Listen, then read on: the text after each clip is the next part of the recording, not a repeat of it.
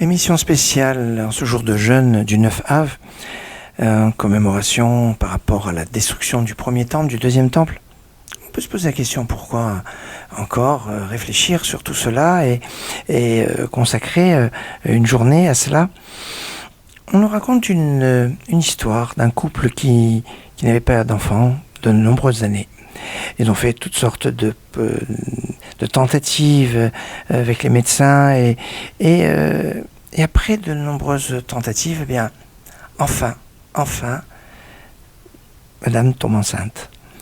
Et ils sont très très heureux. C'est le bonheur absolu. Mais malheureusement, arrivé au moment de l'accouchement, le médecin dit il y a un problème. Il faut choisir. C'est ou la mère ou l'enfant. Le mari décide évidemment sans hésiter, non, il faut sauver la mère, son épouse, l'enfant. Et le médecin revient et dit mais la mère n'est pas d'accord. Le père voit la mère et le couple se met à discuter. La mère dit écoute, on a trop espéré la venue de cet enfant. Je suis prête à donner ma vie pour cet enfant. Je suis prête à ce qu'il vive et à travers lui, je serai... Mais juste une chose, dis-lui que j'ai donné ma vie pour qu'il puisse exister, pour qu'il puisse vivre. C'était sans appel. La mère était déterminée. Il fallait laisser l'enfant vivre, même au prix de sa vie à elle. C'est ce qui s'est passé. Et donc l'enfant est né, la mère est décédée. Et l'enfant a grandi. Il a grandi et le père lui parlait de sa mère qui avait donné sa vie. Et arrivé au jour de sa bar mitzvah, le jour de sa bar mitzvah qui est quelque chose de terrible. Ça correspondait au jour anniversaire de la disparition de sa mère puisqu'elle est décédée au moment de sa naissance. Alors son père lui dit maintenant que tu es adulte, tu vas faire le kaddish pour ta mère. Et l'enfant regarde son père et dit mais je connais pas ma mère, je sais pas qui est-elle, comment je vais pleurer, dire un kaddish pour quelqu'un que je ne connais pas? Et le père se met à pleurer. Il lui dit mais mon fils, tu peux vivre grâce à elle, c'est elle qui a tout donné pour que tu puisses exister. Et l'enfant dit mais je suis désolé, je suis pas prêt à cela, on m'a pas préparé à cela. Et le père se dit c'est ma faute. J'aurais dû te parler de ta mère. J'aurais dû te parler combien elle était bonne, combien elle était généreuse, combien elle était bienveillante, combien elle a voulu que toi tu puisses vivre, même si c'est au prix de sa vie. Et de comprendre l'importance, la gravité de la disparition de sa mère.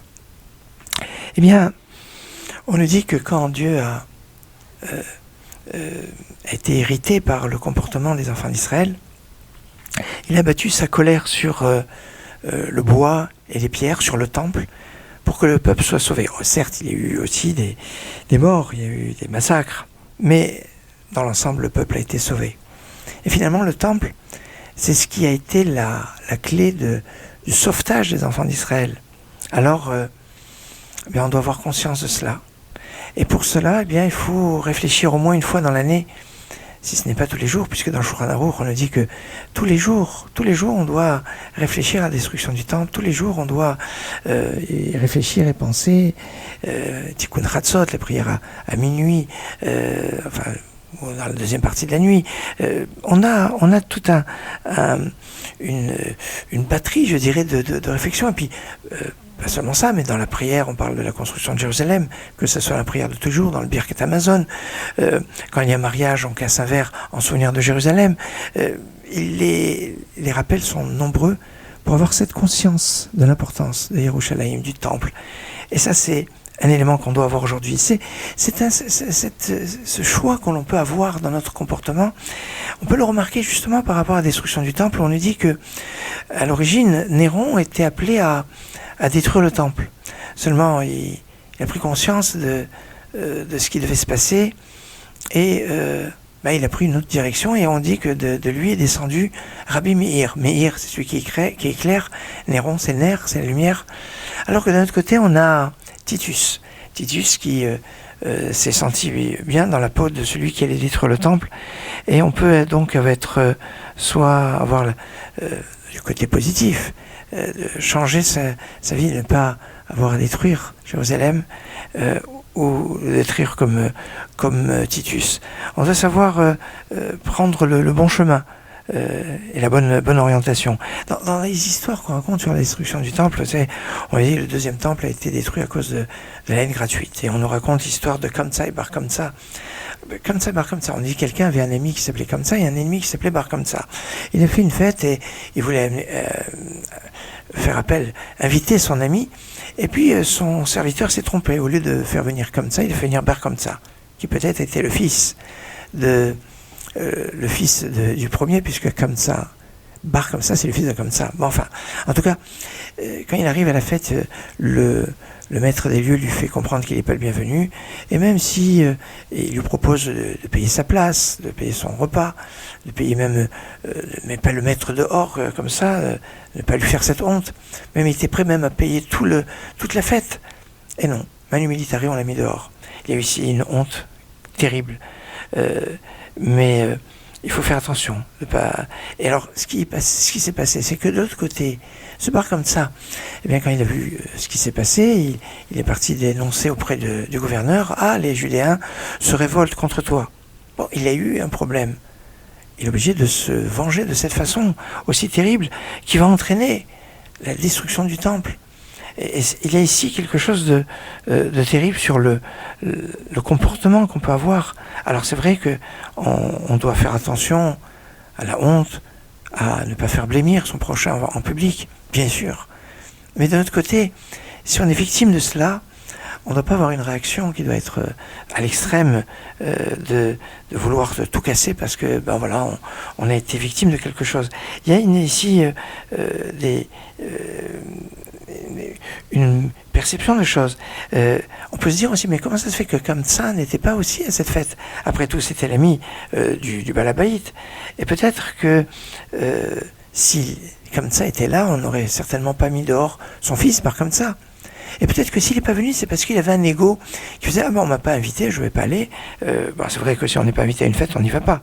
Mais peut-être qu'ici, il y avait une sorte de suffisance de Kamsa. C'est pour ça qu'on parle de Kamsa et Bar Kamsa, alors que dans cette histoire, on se demande ce que Kamsa vient faire.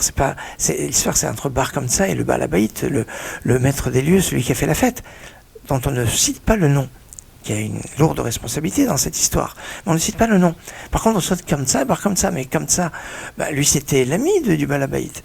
Mais il avait une part de responsabilité terrible. Alors, dans la suite de l'histoire, donc on dit que ce Bar Kamsa a dit au gouverneur, les Judéens veulent se révolter contre toi, et la preuve, c'est que si tu leur offres un sacrifice, ils le refuseront.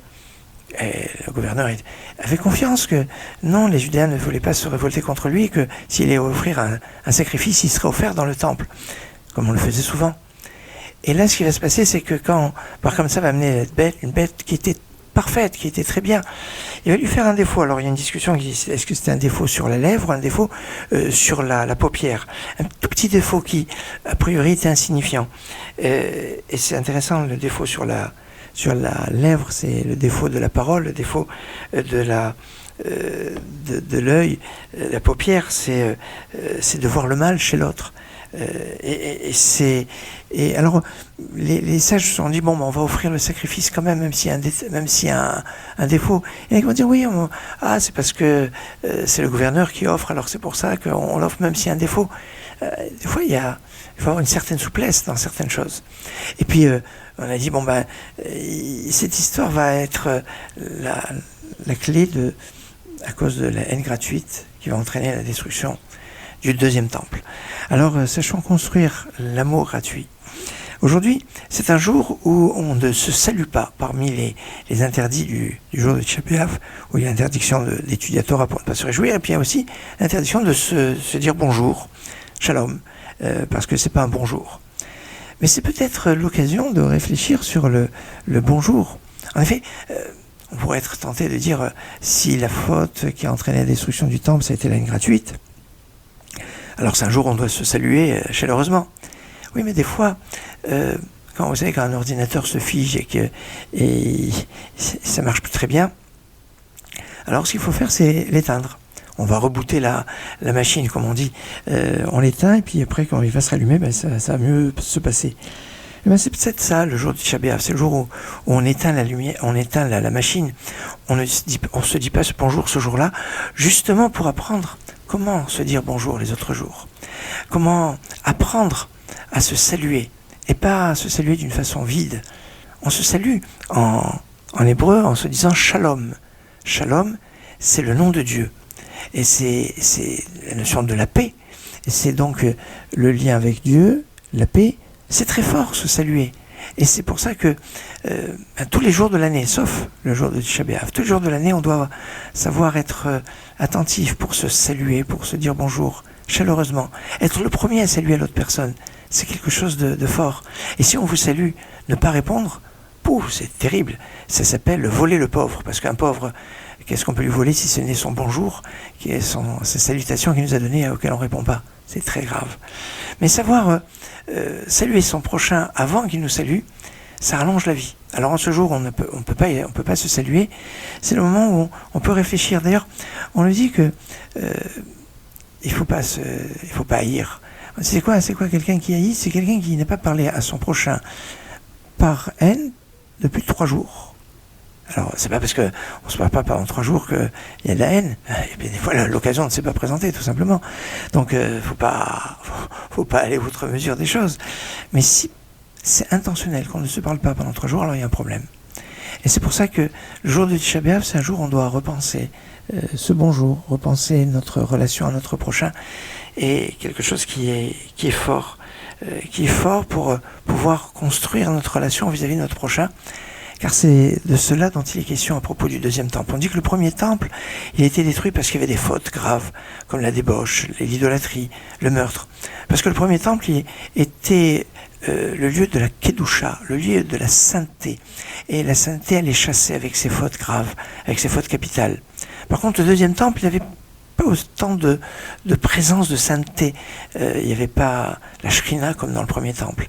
Mais il était le symbole de l'unité, le symbole qui reliait tous les enfants d'Israël dans cette unité. C'est pour ça ce qui va entraîner sa destruction, c'est justement la désunion, la haine, cette dispersion et qui va mener la dispersion avec la galoute, l'exil. Ça est terrible. C'est terrible parce que quand on parle de la première faute qui est liée avec le problème du Nefav, on a dit que c'était la faute des explorateurs. La faute des explorateurs, dans la paracha qu'on a lu ce Shabbat, le Devarim, les enfants d'Israël, mais Sina Totanu, c'est pas dans la haine qui nous a fait sortir d'Égypte. C'est dans la haine, Dieu nous a fait sortir parce qu'il avait la haine. Non, et on voit ici qu'il y a une transformation de la perception des choses, percevoir les choses, être perméable au message, est quelque chose de fort. Il y avait une grand-mère qui avait tous ses petits-enfants, elle était rescapée de la Shoah. Et un jour, elle a fait des cadeaux à tous ses petits-enfants. Et à un, elle lui a fait un cadeau qui dépassait tous les autres. Bon, c'est pas bien de provoquer de la jalousie entre les enfants ou les petits-enfants. Mais quand on lui a posé la question, elle dit « Mais pourquoi tu as fait un cadeau plus important à ce petit-fils plus que tous les autres ?» Elle dit « Parce que quand je raconte mon histoire, ce petit-fils, il est particulièrement attentif. Il m'écoute, il boit mes paroles, il est sensible à ce que je lui dis, alors que les autres sont insensibles à ce que je raconte.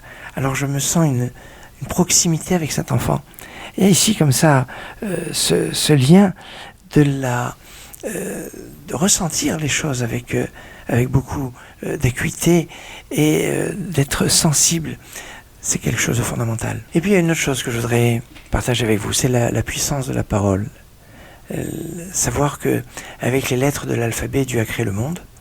Avec ces lettres de l'alphabet, on peut dire du Lachon Hara, Chas v'Shalom, et détruire le monde. La force de la parole, qui peut être la force de la prière, la force des paroles négatives, la force du vœu, est quelque chose que l'on remarque notamment à travers les lamentations de Jérémie. Oui, les lamentations de Jérémie c'est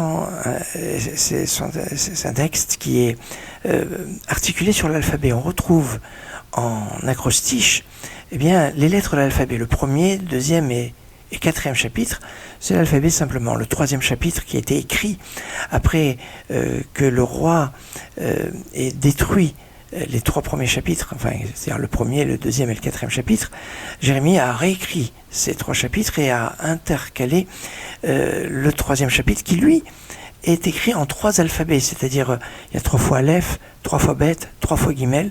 On retrouve donc tout l'alphabet hébraïque dans l'ordre. C'est pas évident. On retrouve quelques psaumes, comme le psaume 145, psaume 111. Il y a des psaumes qui sont écrits comme ça, où on retrouve en acrostiche l'alphabet. Mais que tout un texte, que toute une Megillah, tout le texte de Megillat Echa est entièrement articulé sur l'alphabet, et c'est quelque chose d'unique. D'ailleurs, le 5e chapitre, même si on ne retrouve pas en acrostiche l'alphabet, il est écrit en 22 versets comme les 22 lettres de l'alphabet. 22 comme les 22 jours du 17 Tammuz au 9 Av. Tiens, il y a quelque chose qui n'est pas anodin. Et on peut remarquer que s'il y a 5 chapitres dans la Megillat Echa, il y a 7 fois l'alphabet, puisqu'on a dit dans le premier, deuxième et quatrième chapitre, il y a une fois l'alphabet dans chacun de ces chapitres. Dans le chapitre 3, il y a 3 fois l'alphabet, et dans le chapitre 5, c'est l'alphabet, mais dans le désordre, en ayant 22 versets. Ça fait dire qu'en tout, on a une structure donc de 5 chapitres, mais qui reproduisent 7 fois l'alphabet. C'est intéressant parce que finalement, on retrouve ce principe avec les psaumes de David. Les psaumes de David sont écrits en 5 chapitres, pas en 5 chapitres, en 5 livres, pardon. 5 livres, mais on peut lire les Télim sur le principe de la semaine. C'est pour ça que vous avez les télim du dimanche, télim du lundi, du mardi.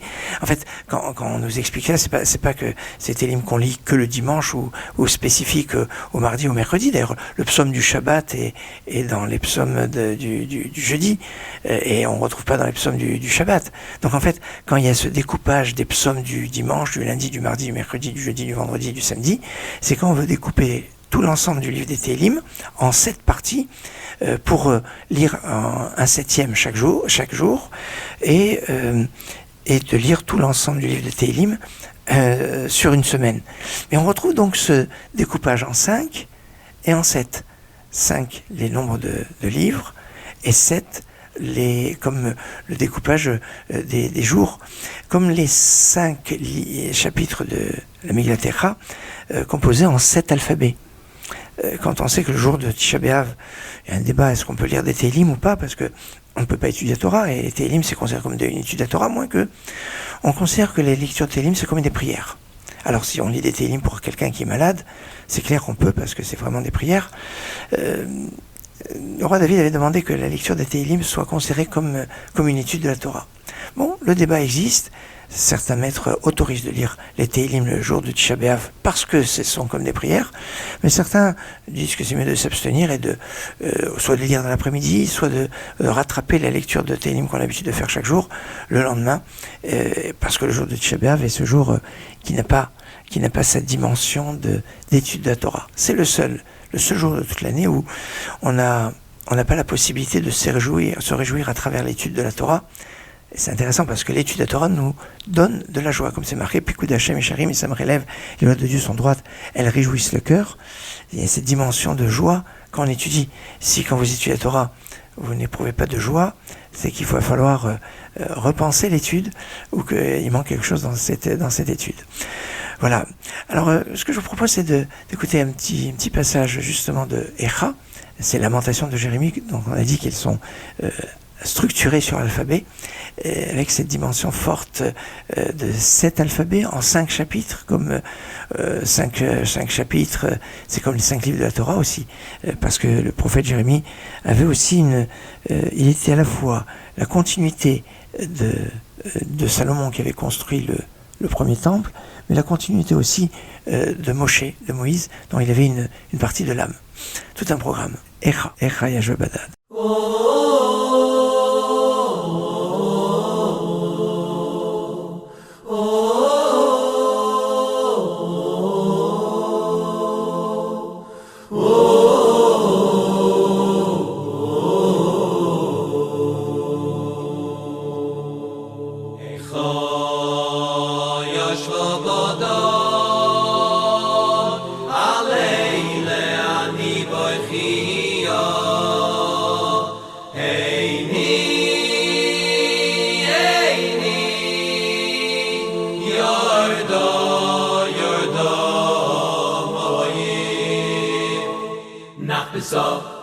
Dirocheinu v'nachkoiro v'noshuva al Hashem.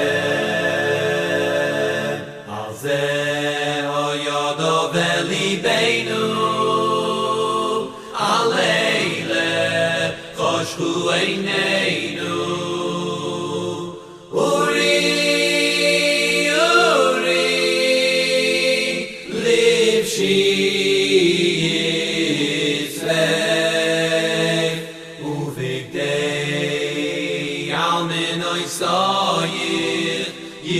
Yerushalayim Ir HaKodesh Kol dor sheloi nivneh Beis HaMikdash B'yamo Kilu Nechera B'yamo Im Eshkochech Yerushalayim Tishkach Yemini Kol Amon Enochim Mivakshei Lechem Borov Echa Yoshva Bodov